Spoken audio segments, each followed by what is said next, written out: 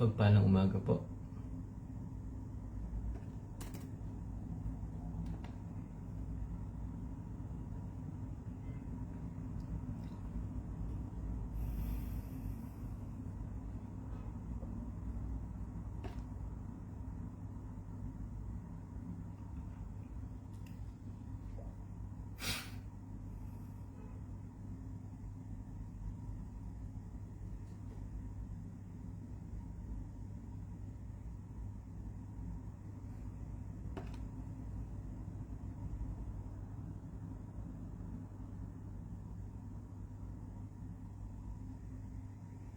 Pagpalang umaga po.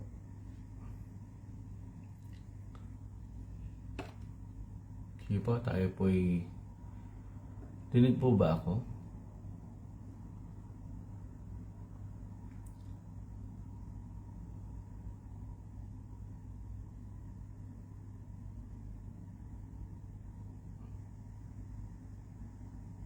Dinig po ba?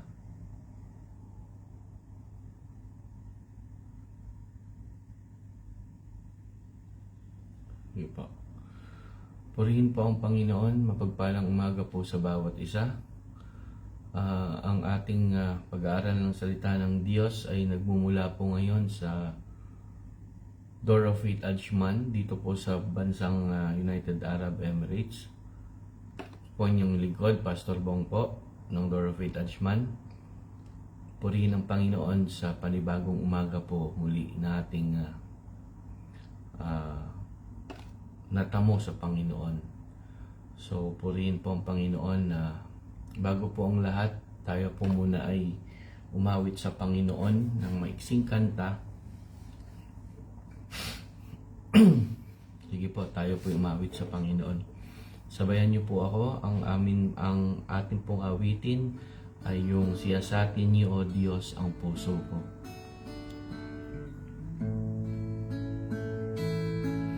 Siyasatin niyo, O Diyos, ang puso ko. Mga nagawa ay di lingid sa inyo. Karumihan at kasalanan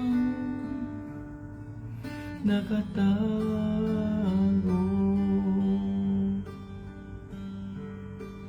ay patawarin at linisin niyo. Mula po sa umpisa. Siyasatin niyo, O Diyos, ang puso ko. Mga nagawa ay di tingin sa inyo.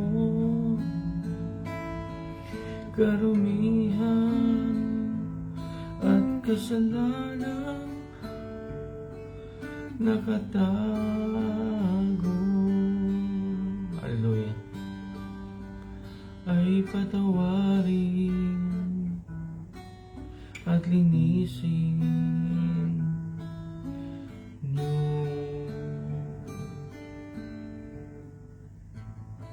Hallelujah po rin kayo, dakilain kayo, Diyos na banal, Diyos na tapat, Diyos na hindi nagbabago. Hallelujah. Sa umagang ito, Diyos, kami po ay nagpapasalamat sa inyo sa panibagong pag-asa na pinagkaloob niyo po sa amin, sa panibagong araw, sa panibagong pagkakataon upang masiyasat ang aming mga sarili, upang malaman kung kami po ba ay lumalakad ayon sa inyong kalooban. O Diyos, sa umagang ito, sa aming pag-aaral, kayo lamang po ang makita. Kayong salita lamang po ang maihayag. Pinapanalangin po namin, O Diyos, sa mga oras na ito, na sa atin nyo ang puso ng bawat isa. Hallelujah. Purihin kayo, dakilain kayo sa pangalan ng Panginoong Yesus. Amen and amen. Hallelujah. Purihin po ang Panginoon. Ang ating pong pag-aaralan sa umagang ito ay nagmula po sa aklat po sa Gospel of Mark. Marcos chapter 2 verse 17. Marcos chapter 2 verse 17. Ganito po ang sinasabi. Narinig yun ni Jesus kaya sinagot niya ang mga ito. Ang mga taong walang sakit ay hindi nangangailangan ng doktor kundi ang mga may sakit. Naparito ako hindi upang tawagin ang mga taong matuwid sa kanilang sariling paningin, kundi ang mga makasalanan. Purihin ang Panginoon. Mga kapatid, sa buhay po natin, madaling makita yung sakit sa katawan. Kung tayo po ay may mga lagnat, sugat o karamdaman, agad tayo naghahanap tayo ng gamot. Agad po tayo naghahanap ng lunas. Pero po kung meron po tayong sakit, kung ano po yung pinakamapanganib, ang sakit po na iyon ay hindi po sakit sa katawan. Ito po ay yung spiritual sickness o yung spiritual na sakit. Mga kapatid, nakakalungkot man pong isipin, akala po natin na yung spiritual sickness ay makikita natin sa labas ng church. Doon po sa mga kasama natin dati na mainit sa Panginoon, tapos ngayon po ay nawala. Pinarealize sa akin ng Panginoon na hindi pala ganun. Meron din po pala sa loob pa rin po ng church, kahit tayo po ay nagsisimba, meron pa rin po palang nagkakaroon ng spiritual sickness. Maraming tao ang mukhang malakas sa panlabas, ngunit mahina naman ang kanilang mga spirito. Ano pong ibig sabihin na mahina ang spirito? Aminin man natin sa hindi, naranasan din po natin ito, na wala po yung gana natin sa pananalangin. Sumasamba nga tayo, pero malamig. Alipin pa rin po tayo ng pagkakasala o ng kasalanan. Puno pa rin po tayo ng galit, inggit, at kapalalulan. Malayo na ang puso sa Diyos. Ang spiritual po na sakit kasi, mga kapatid, ay hindi agad nakikita ng tao. Hindi nakikita ng tao agad-agad. Pero ang nakakakita lamang nito ay ang Diyos. Kaya nga po sa umagang ito, ang ating pong paksa ay yung spiritual na sakit at paano tayo pagagalingin ng Panginoon. Tunay, mga kapatid, when it comes to spiritual sickness, hindi po natin ito makikita. Hindi nga natin napapansin minsan sa sarili natin.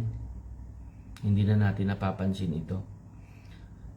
Kaya nga sa araw na ito, kailangan natin magpasiyasat sa Panginoon lamang. Siya lamang po nakakaalam kung saan po tayo papunta. Saan po hahantong yung ating mga kilos, ang ating mga ginagawa. Kung makikita po natin, ano po ba ang spiritual na sakit? Una po, ano po ba yung spiritual na sakit po? Ano po ba ito? Ito po yung kalagayan ng pusong malayo na sa Diyos. Kapag malayo na pala yung puso natin sa Diyos, meron na po pala tayong sakit. Sabi nga po sa Isaiah 59:2, ang inyong mga kasalanan ay siyang naglayo sa inyo sa Diyos, at iyon ang dahilan kung bakit niya kayo tinalikuran at ayaw nang makinig sa inyong mga dalangin. Ang kasalanan po kasi ang pinakapangunahing dahilan kung bakit nagkakaroon po tayo ng spiritual sickness. Kapag ang tao ay patuloy na namumuhay sa kasalanan, naninigas ang puso at nawawala ang relasyon sa Diyos. Hindi lamang po ito simpleng pagkakamali, mga kapatid. Ito po ay pagkasira ng spiritual na buhay na natin. Lalong-lalo na po tayong mga nasa loob ng church, tayong mga, minsan nga po nakakalungkot po, di ba po? Kaya po na para po tayong hunyango religyoso sa panlabas, pero kulang naman sa spirito. Ano po bang mga sintomas po ng mga may spiritual sickness? Ang mga sintomas po ng may spiritual sickness, mga kapatid, nawawalan na po ng pag-ibig sa Diyos. Isa po yan. Walang gana sa salita ng Diyos. Madali na po tayong matukso. Walang kapayapaan. Lagi na tayong balisa, lagi tayong nagwo-worry. Puno ng takot at pag-aalala. Nabubuhay sa lihim na kasalanan. At lumalamig sa pananampalataya. Ilan lamang po ito sa mga sintomas po na meron na po tayong spiritual sickness. Kaya nga po bilang isang lingkod ng Panginoon, bilang isang taga-sunod ng Panginoon, kailangan po nating lumapit sa ating doktor at magpakonsulta upang malaman po natin kung tayo po ba ay meron na po nito. Minsan, tulad ng sinabi ko po kanina, hindi po natin napapansin. Meron na po pala tayong ganitong sintomas. Alam niyo po kasi mga kapatid, ang spiritual na sakit ay maaaring magdala ng kamatayan ng spirito natin. Kung makikita nga po na, alam na po natin ito, Romans 6:23, for the wages of sin is death. Diba po? Ngunit ang kaloob ng Diyos ay buhay na walang hanggan sa pamamagitan ni Kristo Jesus na ating Panginoon. Ang kasalanan po ay parang lason. Kapag hindi ginagamot, unti-unti nitong pinapatay ang ating spirito. Maaring buhay ang katawan po natin, ngunit patay tayo sa spirito. Hindi ko po maisip, buhay yung katawan, patay ang spirito. Kung makikita nga po natin sa Pahayag 3:1, sabi dito, isinulat mo ito para sa anghel na nagbabantay sa iglesia sa Sardis. Ito ang mensahe ng 7 spirito ng Diyos at may hawak ng 7 bituin. Alam ko ang mga ginagawa ninyo. Marami ang nagsasabi na buhay ang pananampalataya nyo sa akin. Ngunit ang totoo, para kayong mga patay. Mga kapatid, nakakalungkot isipin, nakikita po natin ito ngayon. Buhay na buhay ang pananampalataya. Nakilala na ang Diyos. Nakita na ang liwanag. Narinig na ang katotohanan. Pero ano po? Nananatili po sa kadiliman. Nakita na po yung liwanag. Pero mas pinili pa rin doon sa dilim. Ang mga sanhi po kasi ng spiritual na sickness ay una po ay kasalanan. Di ba po? If we keep on sinning, we are a slave of sin. Which is hindi na po dapat tayo. Dahil patay na po tayo sa kasalanan. Sabi nga po sa Juan 8:34, sumagot si Jesus, sinasabi ko sa inyo ang totoo, ang sino mang nagkakasala ay alipin ng kasalanan. Ang paulit-ulit po kasi na kasalanan, mga kapatid, ay sumisira ng konsensya at relasyon natin sa Diyos. Kapag hindi po natin pinagsisihan ito, lumalakas ang tukso.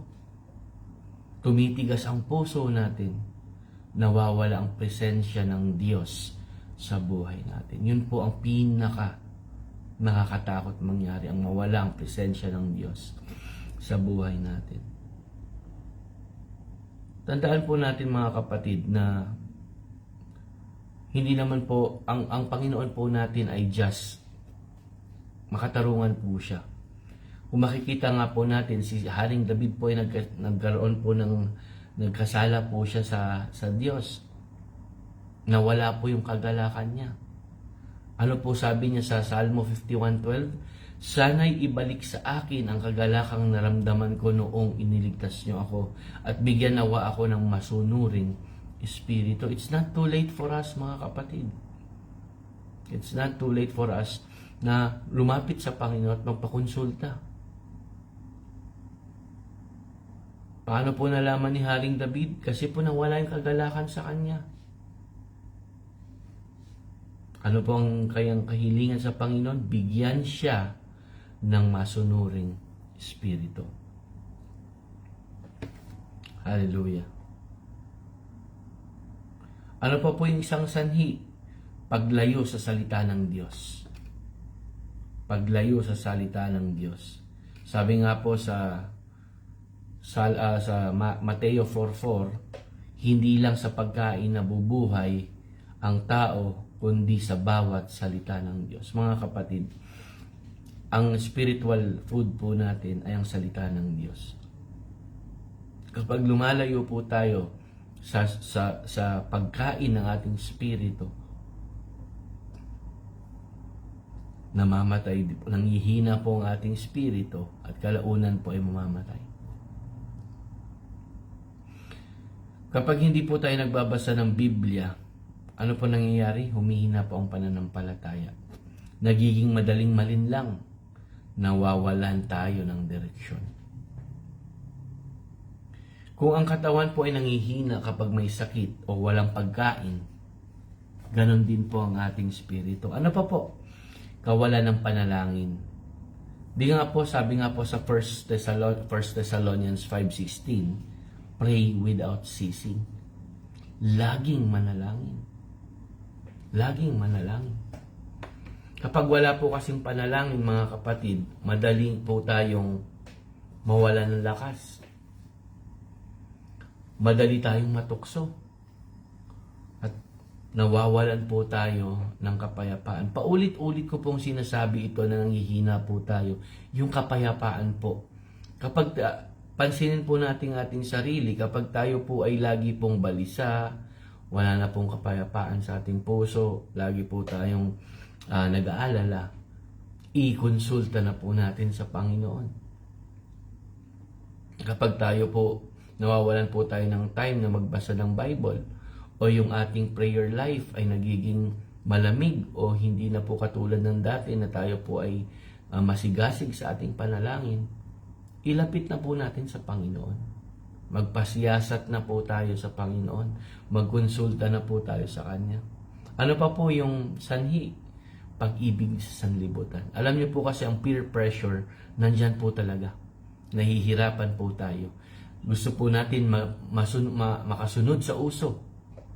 Pero sabi nga po sa unang Juan 2:15, huwag ninyong ibigin ang mundo o ang mga makamundong bagay.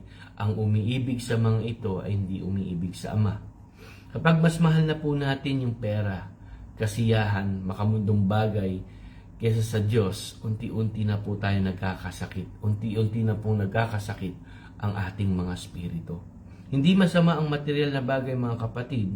Ngunit kapag ito na po ang naging Diyos ng buhay natin, nawawala po ang ating pag-ibig sa Panginoon. Malalampasan po natin ito. Paano po? Kilalanin, we have to know at kilalanin ang tunay na kalagayan natin sa mga ito. We don't have to deny it. Tanggapin natin kung ano po yung sitwasyon natin ngayon.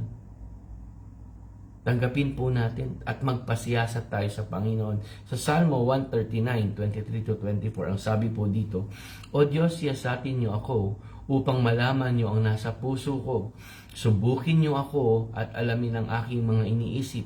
Tingnan niyo kung ako ay may masamang pag-uugali at patnubayan niyo ako sa daang dapat kong tahakin magpakailanman. Hindi gagaling ang taong ayaw umamin na siya ay may sakit. Amen. Hindi gagaling. Hindi gagaling ang taong ayaw umamin na siya ay may sakit. Maraming tao po kasi, mga kapatid, nagtatago ng kasalanan. Maraming tao po kasi nagpapanggap na maayos, pero deep inside broken. Maraming tao po ay nagpapanggap na reliyoso sa panlabas, pero silang-sira sa loob. Ang unang hakbang para pagalingin tayo ng Panginoong Hesus ay pagsisisi at pag-aamin. Sabi po yan sa unang 1:19. If we confess our sin, lumapit tayo sa Panginoon. Amen. Tandaan po natin ang tunay na pagsisisi dapat po, kapag tayo nagsisi, ito po ay tunay. Ito po ay pagtalikod sa kasalanan at pagbalik loob sa Panginoon. Kailangan din po natin pakainin na ating spirito ng salita ng Diyos. Di nga po sa Salmo 119:105, ang salita niyo ay katulad ng ilaw na nagbibigay liwanag sa aking dadaanan. Ang Biblia po kasi nagbibigay po ng lakas. Nagtutuwid po ito. Nagpapalakas ng pananampalataya. Gumagabay ng buhay. So ano po kailangan natin gawin? Magbasa tayo araw-araw. Mag-aral tayo ng salita ng Diyos tulad ng ginagawa po natin. Isa buhay, yun po. We should not be hearer of word. Hindi lang dapat po natin napakinggan yung salita ng Diyos, kundi we have to be doer of those things na ating napag-aralan. Hindi lamang po sa salita, kundi sa gawa po dapat. Maging tagatupad tayo ng salita at hindi tagapakinig lamang. Amen. Manatili po tayong manalangin. Manatili po tayo sa pananalangin, mga kapatid. Sabi nga po na sa Hebreo 4:16, kaya huwag tayong mag-atubiling lumapit sa trono ng mawaing Diyos para matanggap natin ang awa at biyayang nakakatulong sa atin sa panahon ng pangangailangan. Tatanggap po tayo ng lakas, kapayapaan, paggabay at kagalingan spiritual sa Panginoon. Mahirap. Maraming nagsasabi, tao po lamang kasi ako, marami po akong kakulangan. Natutukso ako. Yun na nga po yung sintomas. Pero mga kapatid, tandaan po natin, our Lord is just and faithful. May pangako po sa atin ang Diyos sa meron pong mga spiritual sickness.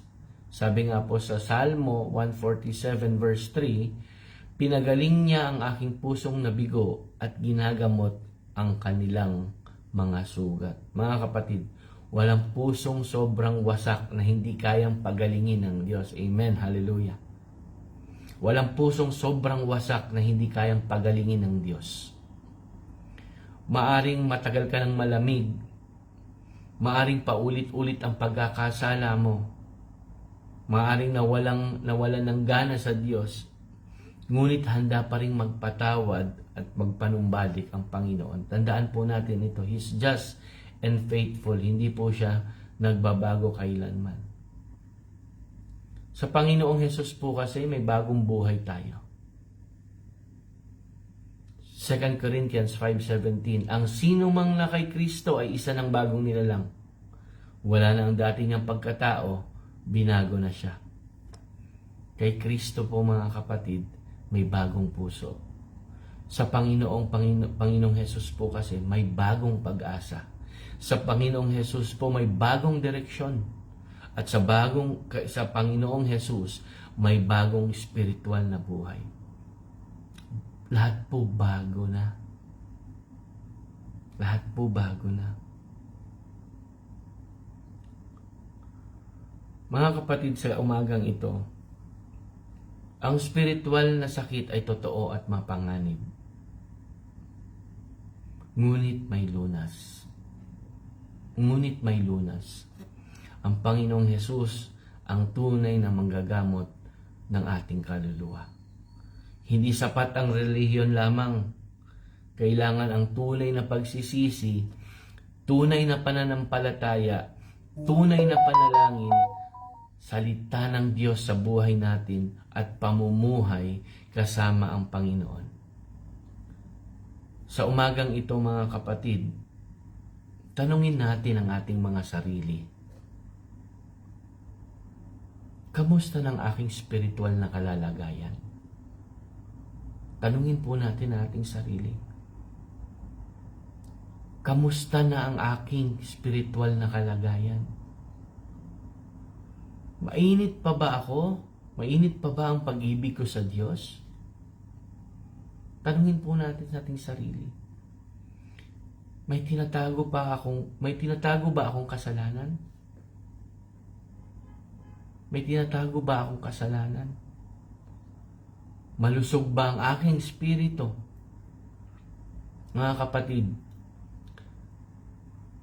Ang makakaalam lang po nito ay kayo at ang Panginoon. Itanong nyo ito sa inyong sarili sa mga oras na ito. Dahil po, mga kapatid, kung hindi po magandang kalalagayan ng ating spirito sa oras na ito, magalak po tayo dahil ngayon po ang panahon ng paggaling.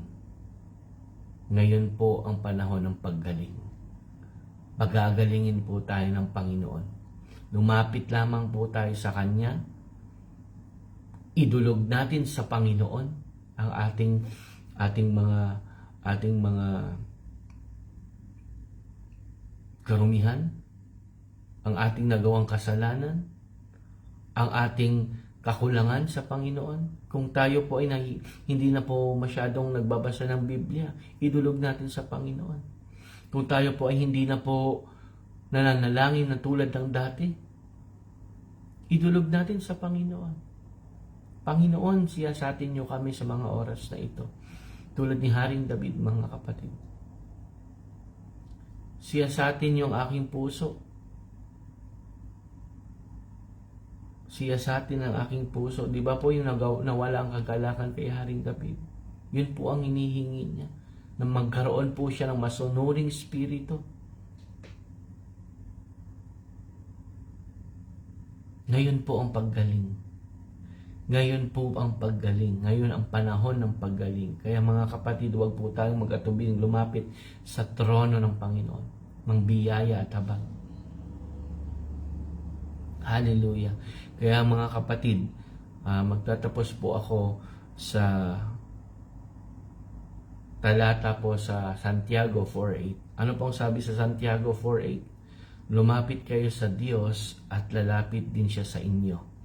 Kayong mga makasalanan, mamuhay kayo ng malinis. At kayong mga nagdadalawang isip, linisin nyo ang inyong mga puso. Tandaan po natin mga kapatid, lumapit po tayo sa Panginoon at magpalinis, magpasiyasat bilang isang anak ng Diyos.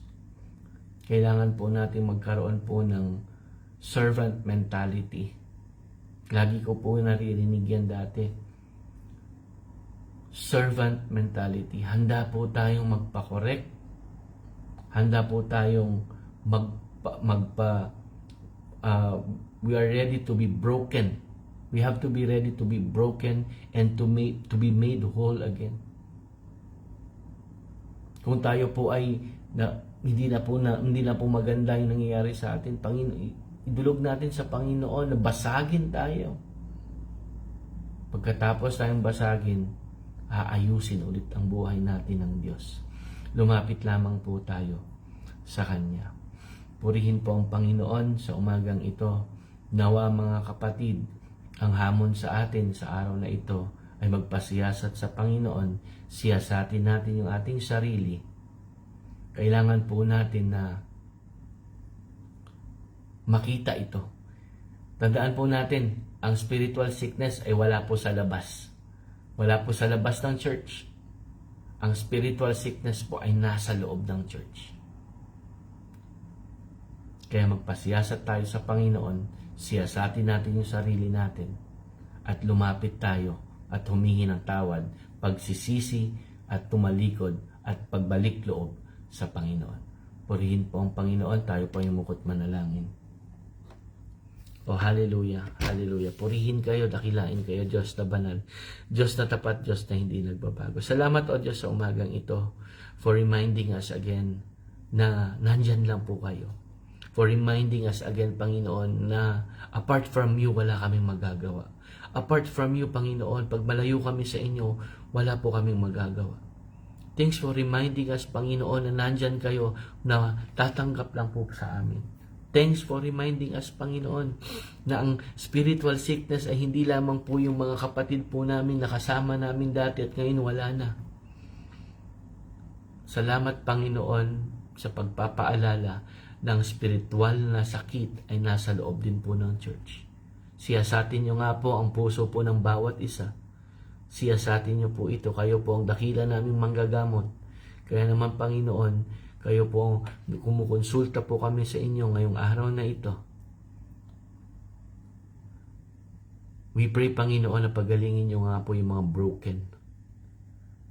We pray, Panginoon, na pagalingin niyo nga po yung mga kapatid po namin na may mga pinagdadaanan. We pray, Panginoon, na palakasin niyo po ang mga espiritu ng bawat isa. Kung ano po yung init ng paglilingkod namin sa inyo dati, init po ng paglilingkod namin, hindi lamang po sa inyo, kundi sa mga kapwa po namin na tulad po na ginawa ninyo, Panginoon. We pray, O God, na pag-alapin niyo po ulit ito. We pray, Panginoon, na magkaroon po kami ng puso, Panginoon, na marunong tumanggap ng pagdidisiplina, Panginoon. We pray, Panginoon, na magkaroon kami ng puso na ready to be corrected, Panginoon, kung kami man po ay nagkakamali na. We pray, Panginoon, na makasunod lamang po kami sa inyo. Salamat, O Diyos, sa inyong mensahe. Salamat, O Diyos, sa inyong kabutihan, sa inyong awa at abag. Sa araw na ito, O God, sa mga kapatid po namin papasok na po sa kanilang mga trabaho, I pray, O God, na samahan niyo nga po ang bawat isa, kapayapaan ang ibigay niyo sa kanilang puso, at kalakasan sa kanilang mga espiritu nang hindi po sila matempt, Panginoon.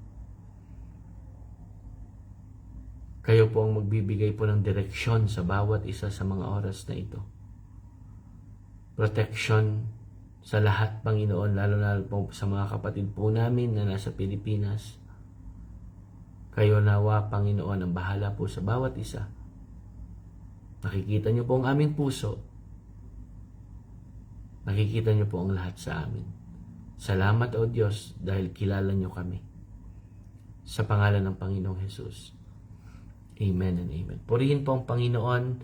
To God be all the glory po. Ingat po ang bawat isa. Samahan nawa tayo ng Panginoon.